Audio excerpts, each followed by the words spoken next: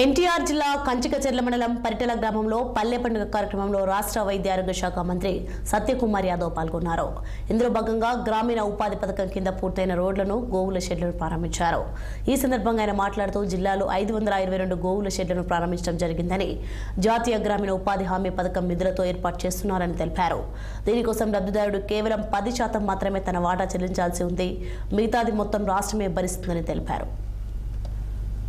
జిల్లా నందిగామ నియోజకవర్గం పరిటాల గ్రామంలో గ్రామీణ ఉపాధి పథకం కింద పూర్తయిన రోడ్డు ప్రారంభోత్సవానికి, అదేవిధంగా పశువుల కొట్టంలు దాదాపు జిల్లాలో 523 పశువుల కొట్టాలు ఇవ్వడం జరిగింది.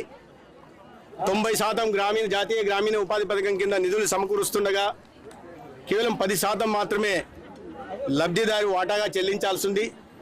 తద్వారా ఒక ఆదాయ వనరు ఈ లబ్ధిదారుకు చేకూరుతుంది.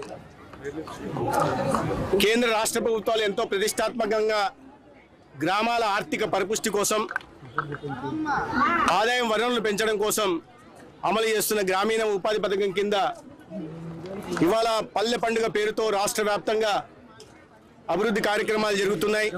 ఎన్టీఆర్ జిల్లా